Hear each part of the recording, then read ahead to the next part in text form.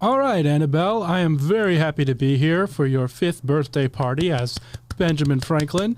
Do you have any question for me, kids? Yes, Ben, I have many questions. Is it true that you invented the bifocal? Why, yes. I have terrible vision looking far away, and I also have different vision looking short, so I figured why not make some glasses that cover both? Wow, my teacher also told me that you invented white supremacy too. What about that? My favorite color's orange. I'm not sure what you mean by white supremacy. I'm talking about white people being better than black people. Absolutely not. That's against our founding ideals as Americans. Wow, Ben Franklin, I also heard that you're an author and publisher. Is that true? Yes. Oh, that's very interesting. What about owning slaves? How do you feel about that? Terrible. I thought you were going to ask me about my time in France. Yes, but Ben Franklin, I heard you were an ambassador in France. How did that go? Et c'était excellent. J'habitais là-bas 9 ans. C'était exceptionnel. Merci. Did you also cheat on your wife in France? All right, kids. Well, that's enough of these tough questions for today. We're going to conclude the interview. And scene. I totally forgot the script after we just man, said. you're grilling Ben Franklin over here. Anyways, I feel like that's our modern take on how a founding father would be questioned these days, because we have just given them an onslaught of attack in regard to racism and white supremacy and their I thought we were just affairs. recreating the Office skit, but like at a kid's birthday party when they hired a fake Ben Franklin to answer questions, but they thought he was a male stripper. Anyways, Yeah, I didn't think we were recreating that part, but not the stripping sorry part. guys, that was kind of off the rails. That's more of Taylor's weekend than it is, his typical Monday. Don't bring that into work. Now, we opened with that because we have a new series that came out today of 5 videos featuring Dinesh D'Souza, where he goes over our different founding fathers and different things that they contributed to American society. I'm going to show you a very quick clip of that, but you can check it out by going to PragerU.com, clicking watch, and watching our latest video. This is our Making America series. Self-made men existed before America, but they were rare. After the American Revolution, they became much more common. They came from everywhere. They are still coming. Benjamin Franklin was and remains the prototype. One of his recent biographers, Walter Isaacson, put it this way: he was the most accomplished American of his age and the most influential in inventing the type of society America would become. Franklin's life, no less than his ideas, conveyed the indomitable spirit of both invention and, just as important, What is just as important? I don't know. You're going to have to find out by going to PragerU.com, going to watch, and watching our latest series called Making America, featuring Dinesh D'Souza. He put in a lot of work on this. 5 whole videos, 5 whole 5-minute videos, which typically we only put out 1 every Monday, but you guys got 5 today. So go and check them out to really learn something. I'm sure even with vast amounts of knowledge, you will learn something about our founding fathers by watching this. But we have a very special opportunity today to actually listen to Dinesh D'Souza talk about his ideas that are expressed in this video. I got to interview him this morning, and let's take a look at that.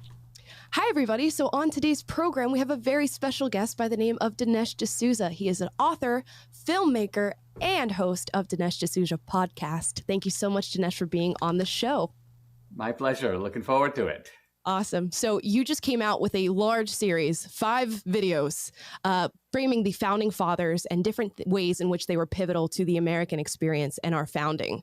Now, your first video in that playlist is about Hamilton. So what I want to ask you in regard to this is that right now in American society, the left particularly is really entrenched in this idea of systemic racism and systemic oppression.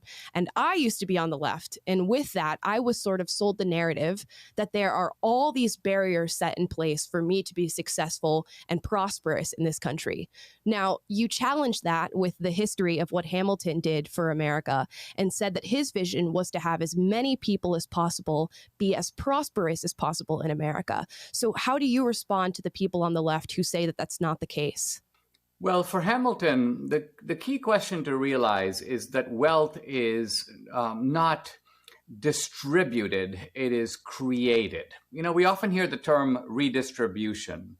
And when people say redistribution, they imply like there has been some original distribution, like someone came along and handed out the cookies, and now they're looking around and going, wow, that's an unjust distribution. We need to redistribute. Hamilton's idea is that human beings find themselves in nature. And in nature, you have abundance, but the abundance is concealed. And so, for example, think of it this way. There's a table concealed in a tree, but someone's got to cut down the wood and make it into a table. And some of nature is mysterious. You have to figure out how nature works. And that's how you get technology. You get new things that didn't exist before. So the real value that human beings bring to this is their own ingenuity, their creativity, and their hard work. That's the role of the so-called entrepreneur. So for Hamilton, wealth is created in this way, and none of us is blocked from doing it. All you have to do is think about what you can do with nature and also what people want, because after all, capitalism works in supply and demand. So for Hamilton, ultimately, we are all consumers, but we are also creators.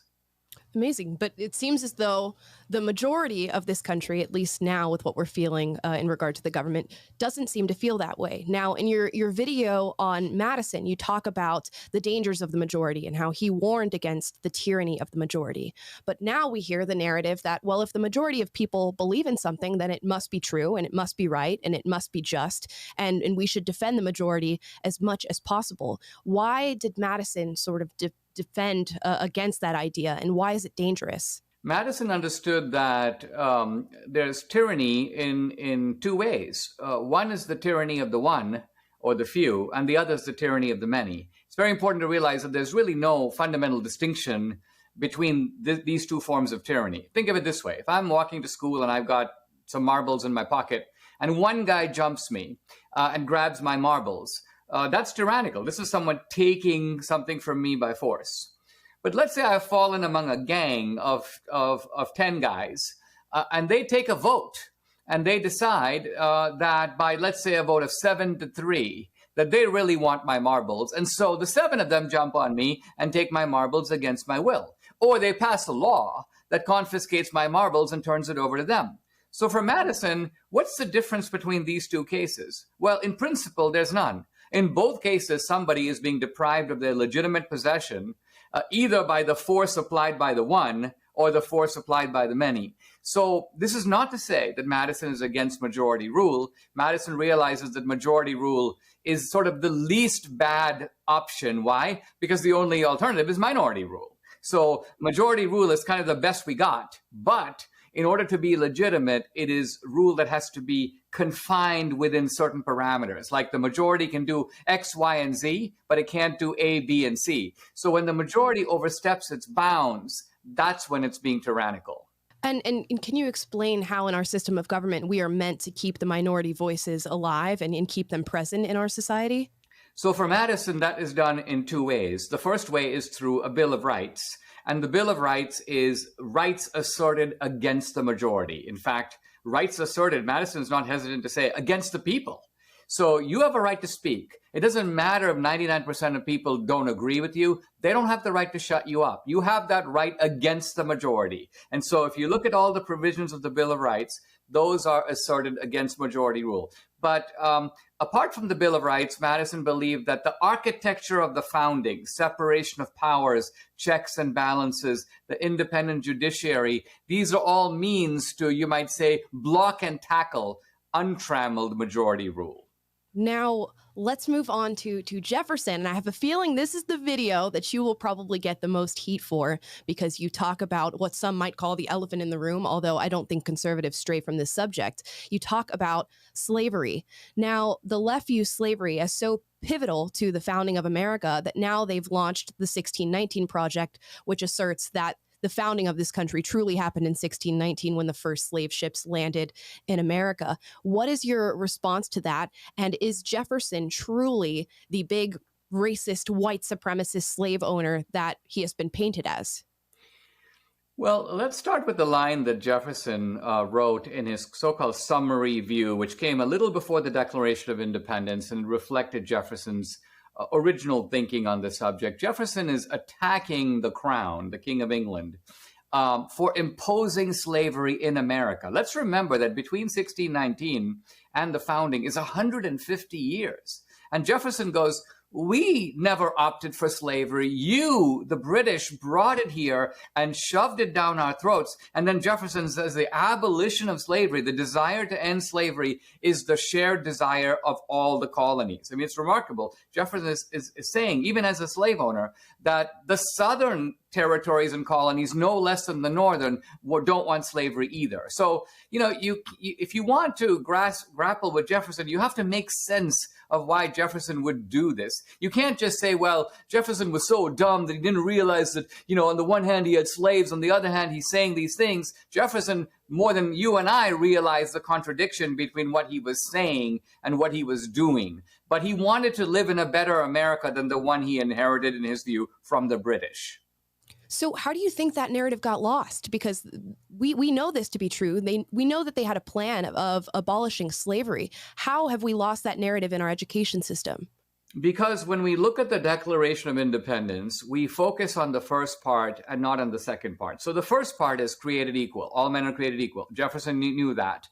But Jefferson also knew what comes at the end of that sentence that goes missed. It's governments are instituted by the consent of the governed. Right? Now, here's the point, and here's the problem, and this is the American problem of the founding, which is this. What if you live in a society where the governed, the people themselves, have not given consent to total abolition? They haven't signed on to it. Now what? Now you can say, well, that's okay. We abolished slavery anyway. Well, how? You do it by running over the consent of the governed. In other words, you end democracy before it even begins. So Jefferson realized that what you have is a tension between the beginning and the end of the Declaration of Independence. And ultimately, slavery can only be ended when the consent of the governed comes into harmony with created equal. Now, that did not happen until the Civil War. It didn't happen until 2 generations after Jefferson. So Jefferson was trying to figure out, how do we create a system in which we can be true not only to the principle of equality, but also to the principle of democracy? Yeah, that's a very important point, is that all the founding fathers were trying to be true to that principle of equality. They were trying to be virtuous. Now, in your video on John Adams, you focus a lot on his sentiment of being virtuous. And some might say that the left and John Adams sort of have this in common. They view virtue as something being very, very important. But the left nowadays views virtue as somehow being synonymous with being compliant and being empathetic towards people in an extreme way, something they've coined as radical empathy. How is the left's view of virtue and John Adams' view of virtue different? John Adams' view of virtue is neither the view that you sometimes hear on the right of virtue as identified, you could almost call it with female chastity. So in other words, the virtue of abstinence, the virtue of pro-life. We think of virtue kind of in that family of issues as almost a feminine virtue. But for Adams, virtue was actually a masculine idea. And by masculine, I don't mean it's confined to men. What I mean is he's talking about civic virtue. He's talking about, for example, being a responsible citizen. He's talking about how do you develop an attachment to things larger than yourself? How do you develop an attachment to family, to community, let's say to the Little Leagues and the Boy Scouts? How do you develop an attachment to your country that's going to make you care about the larger good, the public good, and not just your own good? So virtue is defined that way. But this is an energetic virtue that involves personal striving. It's not the kind of posturing that the left is all. I mean, in the left, what you have is you have some guy like Bill Clinton, who's essentially, in personal terms, absolutely disgusting. But he goes, well, yeah, but I'm in support of the Equal Rights Amendment, Or you even have a LeBron James, who's like makes $70 million a year. But he goes, I'm oppressed compared to a white, taxi driver. Really? So what you have is virtue has taken on a twisted and bogus quality on the left. It's not the genuine virtue that Adams cared about. So how do you think we reinvigorate that idea of John Adams' virtue in America? Because it's seemingly lost on a large portion of our citizens.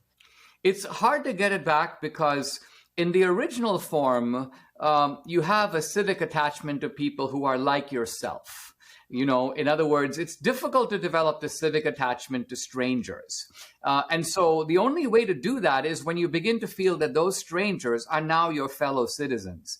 So the problem with this kind of fractured, divided America we have is that we look at the left and we go, you know, your America isn't even our America.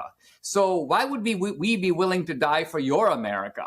No more than you'd be willing to die for ours. And so when you have this breakdown, the left in a way doesn't know what it's doing. What it's doing is it's creating an America in which the bonds of common citizenship are being very seriously frayed. And it's going to cause people right and left to kind of turn in on themselves and only promote their own group. You're absolutely right. And when we speak about civic attachment to strangers, it reminds me of our next father, and that is Benjamin Franklin, the great diplomat, the author, the publisher, the inventor. Now, he's done so many things. Some may even call him a master of all trades.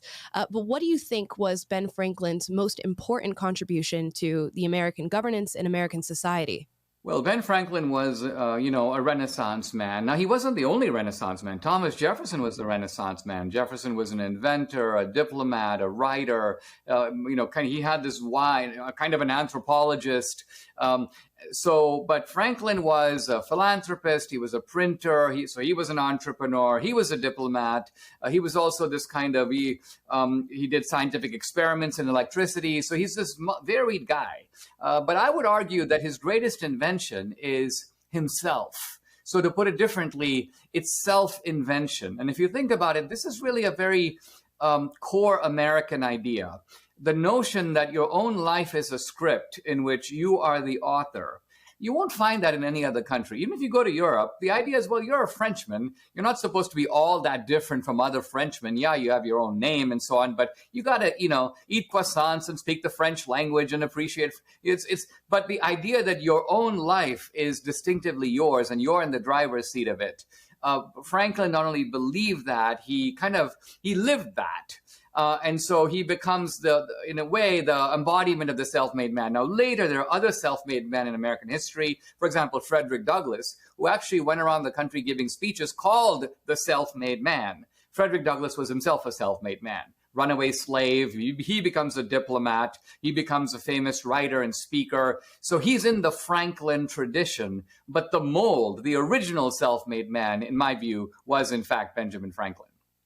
Well, amazing. Dinesh, I want to thank you so much for being on the show. As everybody watching, if you want to hear more about what he's saying about these founding fathers, you can go to his series on PragerU.com called Making America. I encourage you to watch the entire playlist. There is such a large wealth of knowledge available in those videos. And you should also support Dinesh by, 1, buying his books, and 2, listening to his podcast, the Dinesh D'Souza podcast. Now, Dinesh, I want to end on one thing. So let's assume that nobody sees these videos. What is one thing you want everybody to leave with from the founding fathers that they should remember and carry with them through their daily lives? Well, the American founders wanted to create a new kind of society. And when we think about the American Revolution, it's really the only successful revolution in world history. There have been many other revolutions, notably the French Revolution, but the French Revolution ended in what's called the Terror, when ultimately Napoleon comes in as the emperor. That's the end of the French Revolution. The Russian Revolution, a disaster. Mao's Cultural Revolution, a disaster, and many other smaller disasters. So the American Revolution has now endured for 200 years, but it seems to me its ultimate success remains an open question. So at a time when we're wondering, do those old principles that go back to 1789, do they still apply today? We're not an agricultural society. We have all this technology. We have a different society today. What do the founders have to say to us? And my answer in these videos, and I have to condense them because I've got 5 videos, but I think if you watch all 5, you actually get a comprehensive picture of the sort of philosophical statesmanship that goes into the founding, the architecture of the founding, and you can see how that vision, even though dimmed, should not be lost because it has a lot to say to us today. Don't let it be lost, ladies and gentlemen. Dinesh, thank you so much for being on Will and Amala Live. I really appreciate it. My pleasure. What a fun interview. Big guest, by the way. Dinesh was really pivotal in me changing my mind from left to right. all those many years ago. Many months. Yeah, all those many months ago when that all happened. But he talks about something important in that there's this massive effort to reshape history and tell it in a light that is not accurate and really lacks nuance and lacks the subtleties of true history. And when we start to retell history, especially that of the Founding Fathers, and we miss those subtleties, we miss everything that is so important to what they did for this country, you're really doing everybody a disservice. Yeah, his videos are great. I mean, we watched all 5 of them already, and they're out now on PragerU.com. But I actually learned things that I had not learned before. Like if you would have asked me just cold turkey, what was Madison's contribution, or what was, and he takes a very unique angle with Madison, Hamilton, even Adams. Ben Franklin about the self-made man, Adams, and so I mean, they were really educational videos, and who knew PragerU makes awesome content that you can actually learn good things from. That's who knew accurate history. So. Yeah. If only they had some personalities to talk about that content. Yeah. Now, what that sort of historical context is battling against is things like the 1619 Project. And if you don't think that this is something that is happening, let's look at this video out of CNN with Brian Stelter and Nikole Hannah-Jones talking about the 1619 Project. I think we're going to look back someday and say, wait, they tried to ban the 1619 project. Like we're going to look back. We're just going to, it's going to make no sense in 30 or 40 years. But is this just the whitelash in another form, Nikole? Just, some white Americans afraid to deal with the reality, so they don't want to hear it, so they try to ban it, and then someday their kids are going to laugh it off? I mean, I don't know. I think that this is a particularly dangerous moment because there's one thing to have right-wing media saying they don't like the 1619 Project, they don't agree with the 1619 Project, but it's quite something else to have politicians from state legislators down to school boards actually making prohibitions against teaching a work of American journalism or really any of these other texts. The fact that we are all talking about this fake controversy called critical race theory really speaks to how successful the public propaganda campaign has been. Fake controversy. I don't think that's true. I don't think that's accurate at all when you have a theory that purports that white people carry more power and privilege than black people do, when Taylor and Scott have more opportunities than I have, and that's the basis of your theory. No, I think the controversy isn't false at all. I think it's very real controversy. Yeah, she's calling this a propaganda effort when your project, the 1619 Project, is literally a propaganda effort to rewrite American history around slavery being the founding of it. That's literally what it claims, which she tweeted that's what it claims, and then she claimed it didn't. She didn't claim that, and then there was written evidence saying that's exactly that it was her own words used against her. So these are the propagandists, and the irony of her coming on here saying that asking for an accurate representation of American history and fighting against her misrepresentation of it is propaganda. Right. And she says, oh, well, it's so dangerous to speak out against the 1619 Project. What's dangerous is to forget our founding. Because those are principles that if we lose, we've lost our governance, the best system of governance that has ever existed thus far. So you tell me what's more dangerous, Nikole Hannah-Jones. Calling out the 1619 Project or losing the founding of this country. And you know what? Let's discuss school board bans of the 1619 Project. Do I think that no student should ever hear that the 1619 Project exists or that it's something that somebody has written? Absolutely not. I think it's totally fine that people learn that the 1619 Project is a piece of work that exists. Yeah. The difference is she's saying that we should teach it as fact. Yep. And that's the problem, because it's not. It's the same thing with critical race theory. They always, it's the same argument every time, is that you want to whitewash American history. You don't want to teach the ugly parts of American history. And then they come up with some fringe examples of like some random person somewhere that actually tried to whitewash history. But they're circumventing the actual argument, which is you're indoctrinating young people with racist propaganda that tells young black people that they're victims and young white people that they're oppressors and teaches them a false misconstruction of American history. You're the ones promoting this stuff, and we're simply asking for factual and balanced presentation of U.S. history. Yeah, and now they have a new term that they've coined for this, for people that call out the 1619 Project and critical race theory. It's called whitelash. Yeah. It's called whitelash. And instead of backlash, whitelash, if you call out these projects. Last time I checked, I'm only half white. So what do you call it when I call it the 1619 Project? What is that called? Half lash? Gray lash. Because I don't get it. And still, it amazes me, no matter how often your theories are debunked and your information is discredited, that you can still get on public television and defend the things that you believe without any nuance, without any actual response to criticism of what you actually believe. The irony of Brian Stelter's CNN show being called Reliable Sources is not lost on me at all. It's amazing. It's amazing. Yeah, and that's what we're battling against, is that right there, coupled with the fact that we get censored for speaking out against it, and we get called whitelashers for speaking out against it. A beautiful term. I think I'm going to add that to my very own lexicon. Now, we have a personal experience with this, which is a story we're going to get into regarding Will and his experience trying to speak on campuses. But first, let's check in with Will. Where's Will Witt? For those of you who don't know, Will is on his book tour right now, How to Win Friends and Influence Enemies. You can buy it anywhere books are sold. And, he's out there talking to the masses, going to different colleges and universities, speaking about his book, about the premise of his book, and about the work that he's doing here at PragerU. But we all knew that it was very important for him to check in with you and let you know what he's doing. So here's a little quick check-in from Will Witt.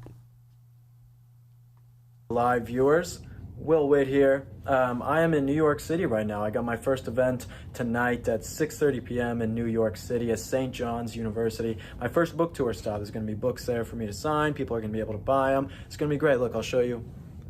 Look at that. Isn't New York just the most amazing place in the entire world? Until you walk into a Chipotle and they say, you can't eat here because you don't have your papers. So, yeah, not enjoying it too much being in New York, but I still got to do a lot of fun stuff and do a lot of media here. That's why I was here. So I'm loving New York and wish you guys could be here and wish I could be on the show a little bit more. But I'll be on for some other segments this week, but just keeping you updated. And tomorrow I am in Washington, D.C. Peace, guys. So Will is just a world traveler these days, going around pushing his book. So hopefully he's successful. Although he's had some hiccups. This is true. He has had some hiccups, and one that we're going to get into right now. He's planning on doing a speech at UMD where he goes and for a TPUSA event talks to people about his book. But look at this. Look at this post from Will on Instagram. No hate at UMD. Turning Point USA is inviting fellow bigot and PragerU associate Will Witt to our campus. PragerU and Turning Point USA have a history of spreading hatred to marginalized communities. Be safe, bring noisemakers, and come peacefully. Join your fellow students in solidarity. At least they're coming peacefully with noisemakers. Right. Peaceful noisemakers. We're just going to annoy you to death. Right. Yeah. Will has had this experience before where he's gone to speak somewhere and people have shown up in mass and flipped tables, screamed at him, banged on the walls and the tables to make sure that nobody could hear him speak. And I have a feeling he's going to have a very similar experience here at UMD. Now, can anybody name a leftist speaker who has ever been shut down from going to speak to a college or university? No. And why is that? Because we invite dialogue. Interestingly enough, as Jordan Peterson would say, dialogue is the avenue to truth, and conservatives invite that dialogue. Yet when conservatives try to go to campuses like UMD, they get this. People who come to make noise, to drown out the sound of your thoughts so nobody can hear what you have to say. Yeah, I mean, if you believe the facts are on your side and the truth is on your side, you have the better arguments, then you're not threatened by ideas. Right. And this is just, again, a reflection of this generation that is being raised in a way that they're so coddled that they're being taught to be afraid of ideas. And you have trigger warnings and safe spaces, and when a speaker comes to campus with ideas that differ from the norm. And I love how they frame this, like, what do they call them? Fellow bigot and PragerU associate. And then what did they claim he has a history of spreading hate and marginalizing communities? I would love if Will would just ask for one of their representatives to come up and ask them for one example of him spreading hate against marginalized communities. Right. Or PragerU doing so. Please. I guarantee they would not be able to come up with anything. And they can't. And that's been the experience that Will has had over and over. Every time he goes and confronts people, which he does very often, as is his line of work, doing man on the street, nobody can ever give a valid example of anything that he's done, anything that PragerU's done, to actually spread hate or marginalize a group of people. Yet the narrative is so deep within these people's minds that they can't even have somebody come and speak. And his whole book, funnily enough, is about creating dialogue, how to speak with people, how to change their minds. Yet they won't even allow that to happen on their campus. So UMD, good job. And guess what? Another development on that. Now, TPUSA and Will are being forced to provide security for their own event because these students came and wanted to create trouble and wanted to create a disruption. So the university is essentially saying, we're not willing to guarantee your safety as a speaker on our campus. We're not able to provide that, so you're going to have to provide security at your own expense, which is what happened with Ben Shapiro, too, by the way, at Berkeley, wasn't it? Yeah.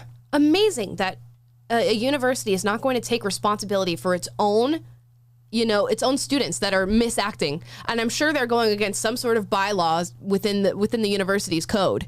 And the university is not going to take responsibility for that because Will's a conservative and he's coming to talk about conservative ideals, and they won't protect him because of that. But you see how this connects to what you asked Dinesh D'Souza about virtue. Right. And the people who are going in there with noisemakers and prepared to bang on tables and silence Will Witt are doing so out of a sense of virtue. They have castigated Will as this evil, bad person who's spreading racism, and we are just going to go and silence him and make sure he doesn't have a voice, and this is our righteous duty to kick this out. The problem is they're completely off base, and there's nothing that their entire premise is false. Yeah. But they don't care about facts. And so they skip over the facts, and they skip over the truth, and they skip over being able to listen to someone with a different point of view. It's like this instinctual, we must retreat into, that guy's not conforming with us. It's the same thing we're seeing with like the vaccine mandates and all this type of stuff. Like, we have to impose our the right way on everyone else, like you see in Australia. Do the right thing. You hear this so often, and it's this like false sense of virtue that comes from conformity, and I hate that conflation. Yeah, and this happened with nearly every single conservative political commentator. They go through the same exact experience, all while trying to just share their ideals. Look at Jordan Peterson at the University of Toronto when he tried to speak out against Bill C-16, and all these students came and were blaring speakers, trying to talk, and eventually he got them to stop and just had to scream his speech because of these students. And that's what Will's going to have to do, and it's super unfortunate, because if we just had the dialogue, I'm sure they would find that he's perfectly friendly. He's not trying to spread hatred or marginalize anybody. I feel extremely marginalized whenever Will is on this podcast. It's just he literally has a show with a POC, right? And yet he's someone who marginalizes. Yeah, I feel like I have to like go to play there. Those games, but it's just the irony is so obvious. It is so blatantly obvious, and it happens. But we're not going to allow Will to be silenced. We will play his videos here on our stream, and one of those videos is Will on Glenn Beck. So let's have a listen. We're not headed towards Marxism. We're headed towards an oligarchy that has parts Marxist, no capitalist stuff unless it's just completely corrupt and selected by the elites. And it's crazy because you look back in the 60s and 70s, and you would have people on the left, and they were the anti-big business people. They were the working class people. They were against illegal immigration. Cesar Chavez, against illegal immigration because he knew that it hurt union wages. But now, it's like the right are moving into this group. Some of the people on the right are moving into this group where we are starting to realize what it is, and the people on the left now have Google and Apple on their T-shirts. It's bizarre. They love these corporations. Yeah, I think these people, especially, I said this on the air the other day, I think people who grew up in the 60s, the younger version of you would hate who you've turned into. You know what I mean? Because you're against everything you used to be for, and yet you still think you're for it. And it's bizarre. Awesome. So that's what Will's been up to. We had to go ahead and check in with him because I know you guys miss him on the program. Now, another story involving Will and Taylor, which kind of came out of left field on Twitter, which was interesting. Let's look at these tweets here. Taylor Trandle tweeted out, "Taking the wife to Chili's tonight. I couldn't be more excited." I just thought it was such a funny tweet, the thing to tweet, being excited. You don't understand, in LA, we don't really have Chili's. I mean, they're not close. You have to go out of Los Angeles proper to suburbs to even get the normal American experience of your typical just chain restaurants and everything. So that's exciting for me. It's a breath of fresh air. So anyways, I was I like to lean into it and just be the cheesy dad joke, but taking the wife to Chili's tonight in my New Balance sneakers right after I mow the lawn, and here we go. But you got an unexpected response, and one was from Will Witt. Will Witt responded, "The only place to chill." Will's very charitable with responding and liking to my tweets to my 400 followers or whatever. But then Chili's Bar and Grill responded by saying, "Spoken like a true fan, #we heart Will." Is Chili's Bar and Grill based? Do they love conservative commentator Will Witt? Apparently. I mean, unless it's just the social media manager sneaking that in there, they happens to be a fan and they're we heart Will. But why else would you put that on there? I mean, there's no other reason. They must be a fan of Will Witt. And that's really cool that they were tweeting that. I love how we see that as a brave statement now that Chili's came out and put #we heart Will. We think that's so Stunning significant. Stunning and brave. And a stunning and brave move from Chili's and an act of activism. But what wasn't so great was the fact that the restaurant, thanks to California's amazing policies and national policies that we have, this restaurant was extremely understaffed, and there were we counted 15, 16 tables open, but they just did not have enough staff, and we would have had to wait an hour to seat at our neighborhood Chili's. So we ended up checking Red Lobster, and they had the exact same situation in the same parking lot. So we weren't able to. The epic conclusion to the story is we ended up ordering on Postmates TGI Fridays to our friend's house where we were hanging out. So we got it one way or another, but. Yeah, sad day. It is a sad day, and that is the state of the American. I'm surprised the mob hasn't come after Chili's though yet. I know. I was endorsing the racist bigot that is. That one #we heart Will is cancelable in its nature. I think it's part of the wokus code there. That if you come out in endorsement of Will Witt, your head's on the chopping block. You're in the guillotine. That's true. Real quick, Gnarly Sheen asks, "What does based mean?" Okay. Based means you're aware, you know what's going on, you're conservative, and you're just well-educated, well-rounded. You just know the inner workings of what's happening in this whatever the right opposite now. of woke is based. Right. When you're not woke, you're based. Now, speaking of based, we have more celebrity news. And this is another singer by the name of Rihanna. I'm sure you guys know her. I'm sure some of you love her. Let's take a look at this photo here of Rihanna. Look at what she's wearing in this t-shirt. Think while it's still legal. Rihanna came out repping this t-shirt. We're seeing this on the heels of what has happened with Nicki Minaj, her getting backlash for speaking out and just her opinions and concerns about COVID-19 and the COVID vaccine in particular. But now we got Bad Gal Riri wearing this t-shirt and getting photographed in it, which is very, very cool. I think we're seeing a flip in Hollywood right now, or at least a schism in Hollywood, because now we have Nicki Minaj, who came out, last week and a half. We had Johnny Depp after that, who spoke out against cancel culture. Now we have Rihanna. Daniel Craig talking about not making women's roles for men. Mm-hmm. So, I mean, people that maybe is the last bastion of sanity somehow going to come out of Hollywood. How ironic would that be? But it's the culture has gotten so aggressive, and the you must conform and think the way that we think, or the right way, that I think there's a lot of them who have been afraid to speak up, and because they didn't want to lose roles or whatever, who are now at the point where they're like, I don't care anymore. I'm just going to speak my mind, and good on them. I hope it continues. I hope the trend continues. Yeah, I hope so too. And I think at some point you amass a certain amount of success, which makes you uncancelable. And I think Rihanna and Nicki Minaj and Johnny Depp and Daniel Craig are obviously all within that category. So hopefully that success gives you a little bit of wiggle room and a little bit of flexibility to actually speak your mind and share your views. And because they're celebrities, they don't get restricted. Now, speaking of restrictions, we have a new short documentary coming out. What a transition. I know, that was a smooth transition. You got to tell me.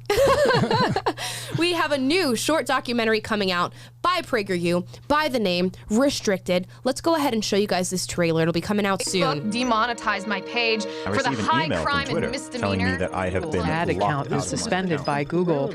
We got suspended off Twitter. I became very insecure with the reliability of YouTube and all the platforms. I was seeing so many people get their videos censored. This is not just an issue for PragerU. It's not just an issue for content creators. It's certainly not just an issue for those on the right. This is an issue for all citizens who believe that they should hear the truth and make their own decisions about things. Twitter specifically for saying that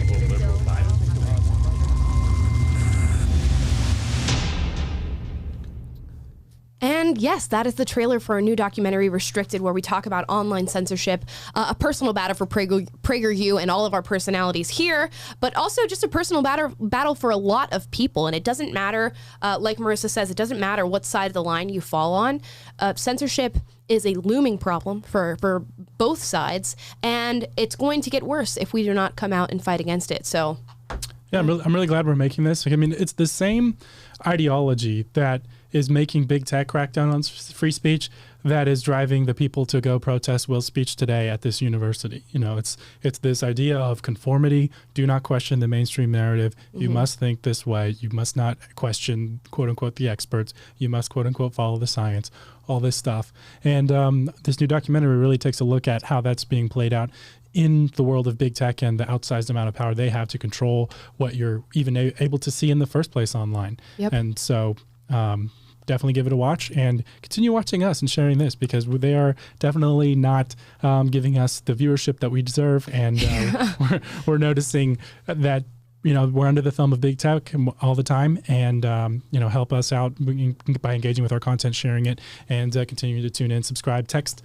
live to, what's the number again? 41776. Text live to 41776. We are trying to get that up and running actually this week. So, and we have a great lineup of guests coming up this week with Zuby and Dave Zuby Rubin. Music and Dave Rubin. So who needs Will Witt? Just kidding. We had to bring in the big guns in his absence to kind of carry the load. Yeah, and those episodes are coming this week, so make sure you guys tune in. We're going to be sharing them. Yeah, we have some big names coming on this podcast. We're calling in the reinforcements while Will is gone. Now, typically on Mondays, we do a segment called Dear Will and Amala, and while it still is underneath that moniker, Will is not here, so we're bringing in reinforcements. I have Taylor Trandle, of course, which you guys are all familiar with, who's going to come in and also give you advice, and we also have Scott. I will do my best. Scott will do his best. So, and look good doing it.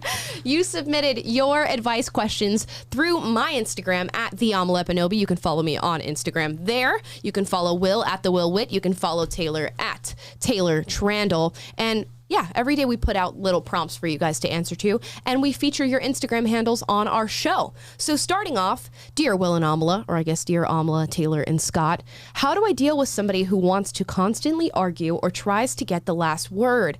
And this is from Tyravard20 on Instagram. Someone who wants to constantly argue. And tries to get the last word. Well, first of all, I don't know what your level of, I just avoid people like this as a general rule, because most of the time, if someone's extremely argumentative, just as a personality trait, they're not really interested in having conversations with you that are constructive, where you both can learn from each other and they're interested in your point of view. They've decided what they've decided, and they're trying to impose that on you. So I'm not really interested in having conversations like that, so I usually just avoid them. So either avoid them or win the argument. Yeah. I would say normally people who are involved in this sort of activity are either A, narcissistic, and it's an ego problem where they have to get the last word and they have to constantly feel like they've one-upped you on something that you said, or they have an insecurity problem, the exact opposite, where they feel sort of short or undercompensated in those areas and try to overcompensate for that. So there's no reason to entertain that, especially if it's not getting you anywhere with dialogue and it's creating a bad situation for yourself. But if you are going to continue to engage with this person and talk to them and get into these arguments where they try to get the last word, do not give them a rise. That's what people like this thrive off of, is getting a rise out of you and knowing, well, I've crushed and defeated this person. And that makes me feel better, whether I'm insecure or whether I'm narcissistic. So just don't give it the time of day. Yeah, I would agree with that. You know, they're in it to win first and foremost. And when you're in a conversation, it really shouldn't be a competition. It should be the honest exchange of ideas going back and forth. So if you do feel like somebody is just jumping on you and trying to win that conversation, you know, you have the power to let it be known that you're going to walk away and just be like, look, this is no longer a conversation I'm willing to have. Right. Because it's dishonest. Right. And you just need to be frank and let them know that. And or as Taylor said, if you have a you know, an argument that needs to be made, make it. And if they can't listen to it, then yeah. Yeah, not your problem. Not your problem, Ty. Just you know, start off, are we looking for truth or are we looking to win? And if you're looking to win, probably not. Probably not your battle. Probably not your battle. Next one. Dear Will and Amala, there's a girl on my campus ministry I'd like to ask out, but I can never get a moment alone to do it. Do I shoot my shot in the open or try something else? And this is from Jay Donahue II. Kiss her. just somebody has to say that while Will is gone. To say it, but Will goes, just kiss her. No, I think you know, you don't want to embarrass her, but you should not be intimidated by the presence of other human beings, or else if you wait for the perfect opportunity, it may never come. So I would say if you're finding that she's never alone, I would say shoot your shot. Try to be sensitive and not embarrass her, but don't let your fear of other people watching you hold you back. Like, it's the power move is to go make your move. Yeah. Go ahead, Scott. Yeah, I would say that also shows just a form of confidence. And she's, if she's, you know, at least semi-interested in you, that's only going to increase that interest if you approach her with her friends around and you're just bold and you exactly. Think of how many, like, you know, Disney shows or romantic movies or whatever where the guy just like rolls up while the girl's doing her thing at her locker with her friends or whatever, and he's just like, will you go to the prom with me or whatever, and boom, that swagger is just kicks in. So yeah, there's always also the very simple, do you have a second to talk over here for a second? Do you want to, can you you know, get away from the crowd for a minute and just do that? That's a public stance, but it's not publicly saying in front of a bunch of people that you're interested in this girl and you want to date her. There's always the quick, hey, can I talk to you for a second? and that'll be fine. And if she rejects you, you can just sort of bow out without anybody knowing what you talked about. If you're too shy to actually do it out in the open, that's a, you know, win-win. Yeah. Can I take you down this dark alley for a quick No, that's a great note. Yeah. You ever been to the haunted house across the street? Just want to talk to you for a second. Next one here. Dear Will and Amala, my industry is saturated with leftists. How to stay sane when surrounded by people I dislike. And this one's from Neela Shimi. Now, Scott and I talked about this at lunch. Yeah, this is a very difficult one, and I was talking to Amala before I joined PragerU here. I was very much in that exact same situation, and I was lucky enough to have found the love of my life, and you know, speak with her and find our you know, our world together where we can fight through these situations together and have discussions open and honest. So I was lucky in that sense, but if you're not as lucky at this moment in time, I would say, you know, it's a battle. It's a personal battle that you have to be willing to fight. You have to wake up every day ready to fight that fight, and you know, try and find the courage within yourself to have open discussions with people to see if you can find those like-minded individuals that you can share this stress with and open up to them. But the only way you're going to find them is if you put that effort forward. Yeah. And put yourself out there. So it's kind of in the same sense what we were talking about, going and talking to the girl. You know, hey. Yeah. You got to do it. You got to do it. I can nearly guarantee you're not completely surrounded by leftists. It's funny because I go through these experiences where I'll show up places, and I'm sure Will gets this too, and people walk up to him and they go, well, I work somewhere and there's all these leftists and blah, blah, blah, but we love your videos. And it was just like, well, say that to somebody at your work. And I'm sure somebody else does. I'm sure there's somebody else that's a conservative. I had one experience recently where I was at a hospital and a doctor walked up to me and was like, there's a small group of people here that really loves PragerU and watches all your videos. And he's like, I can't say it that loud, but we all watch your stream and we all watch Will and Amala live and we watch your TikToks and all this stuff. And you sort of find your little oasis of people that have, free thought and are like-minded, and it makes work a little more bearable if you can't obviously leave that job and do something else. Yeah.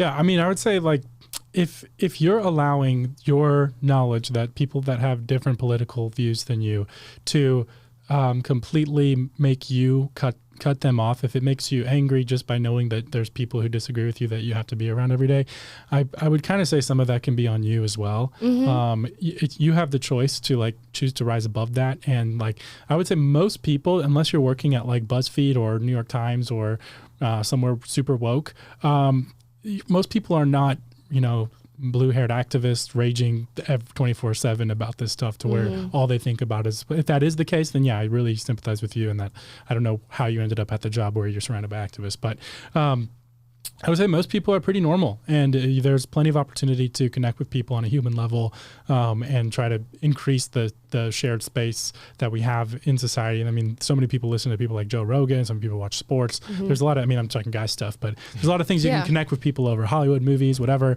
that that will take some of the tension out of those relationships. And like, if you're the only one that's cutting them off just because you know of their political views, then I would say that there's a better way to go about that to make life more easy on you. Don't let it, rise above. Don't let it ruin your whole life. Yeah, it shouldn't ruin your friendships. That's something that the other side does. Like, don't let that be the case.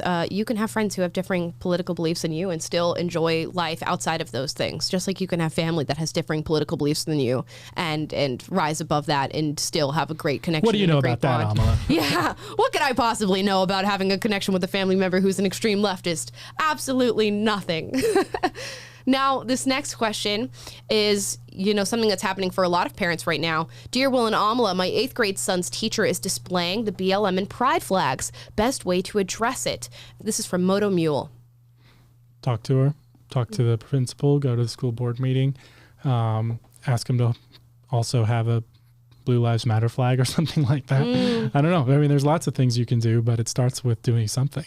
And, be respectful. Don't, you don't need to march in there and make a huge list of demands or whatever, but, engage them honestly and say, hey, what's the spirit behind this? Are we giving a balanced view in my classroom, my child's classroom? I'm concerned about this, and see where that conversation leads. Yeah. Be strategic too. This is not typical.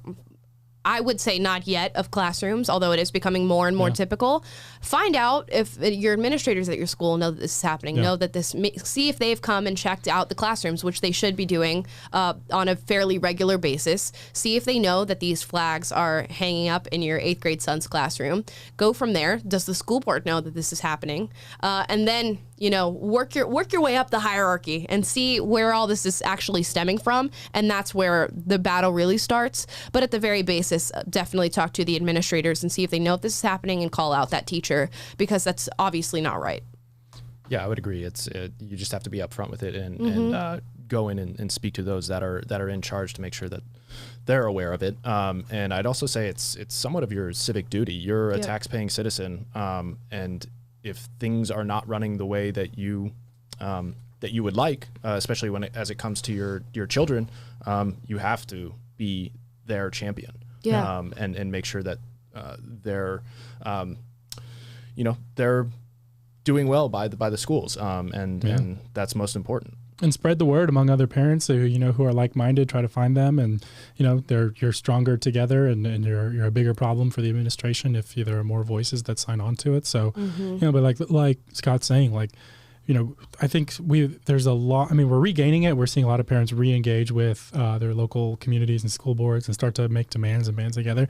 But I think for a long time that we've fallen asleep at the wheel as Americans and really just not been engaged in our local government, local communities, and not made sure that we are represented. And that's what America is all about, is being a representative democracy. And so now that it's a lot of the institutions, I think, were infiltrated as we were asleep at the wheel, and it's time we're not sleeping anymore. It's time to engage and make your voice heard and make it so that your values, your interests, your beliefs are represented. Right.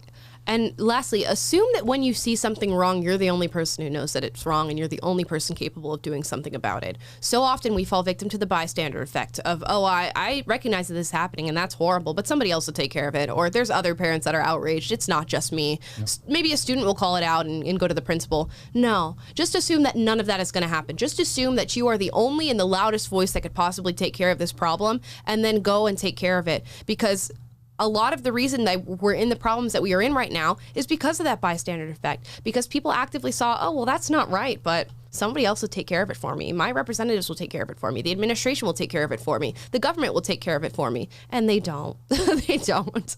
So you have to be that person when you recognize something. Now, here's the last one. Dear Will and Amala, how do I answer somebody who says I'm oppressed because I am a stay-at-home mom? And this is from Anastasia Apes, I think is how you I did not know that was the abbreviation for stay-at-home mom. Yeah, I didn't know. I didn't know at first. I had to think about it. I was like, what is this an abbreviation for? I didn't realize there was an abbreviation for stay-at-home mom. But obviously you're not. Come on, Anastasia. And that's your best answer, is absolutely not. I'm not oppressed. And think about it this way. You are contributing to society. You are building the strongest bond that you can in a nation, and that is a family. And you are really the sole proprietor of all of the wonderful things that get out of that. So who cares what other people think about what you're doing? Just continue to do what you're doing. And the fact that anybody could look at that and see oppression in it is just beyond me. But just stand your ground. You're doing something great. You are raising the next generation of Americans, and I'm assuming you're doing it well if you're concerned about what somebody has to say about what you're doing. Yeah, if you're oppressed, then you're not doing what you freely choose to do. Yep. And I would say, isn't you imposing your view of what is acceptable for a woman to do? Isn't you imposing your view that a woman should remain single and into her late 20s or whatever and be the strong, independent woman? Isn't that oppressing me from freely making the choices? Like, you need to respect my freedom and independence as a woman, and to choose for myself what's going to make me happy and what's going to fulfill me, and that's none of your business. Right. Yeah. What would you rather? Would you rather somebody else raise my children? What would you prefer? What is the best alternative to the oppressive nature of being a stay-at-home mom? Because I don't know the answer to that. You are honestly doing one of the greatest things that you can do as a woman, and I'm sure that you are doing it well. So don't listen to these people. Yeah, that would be an immediate excuse you kind of reaction. Yeah. I would say that stay-at-home moms are honestly a gift in this day and age. They are the vanguard in this entire cultural battle. Like you said, they're raising a generation of kids who will be growing up in this battlefield. Yep. And the only way that things will get better is if the generations that are growing up right now are taught good values and how to defend themselves, defend their ideas, and how to grow up as men and women, independent men and women of thought, of physical nature, all those things. So I would say stay-at-home moms are a gift to this world, and keep raising those kids. You're doing the most vital work you could possibly doing at this day and age. There's nothing better than what you're doing right now. And how anybody could look at that and see oppression again is beyond me. So keep doing your thing, Anastasia. Anyways, guys, that is Will and Amala Live without Will. But thank you guys so much for watching. Please like, subscribe, click the notification bell to be notified every single day when we go live at 2:30 PST, 5:30 Eastern. If you'd like to be texted when we go live, text the word LIVE, L-I-V-E, to 41776. That is LIVE, L-I-V-E, to 41776. If you'd like to listen to the podcast rather than watching it, you can go to Spotify, Apple Podcasts, or Google Play. Leave us a 5-star review to let us know that you like the show, but to also let other people know that you like the show so that they will too go and watch it. Also, we have a restricted documentary coming out very, very soon, so keep a lookout for that. And our new series called Making America with Dinesh D'Souza, a 5-minute video series that you can look at and read about with all of our founding fathers by going to PragerU.com and then clicking watch. Thank you guys so much for watching. We're going to be back tomorrow, hopefully with some more Will and some even spicier stories. See you guys.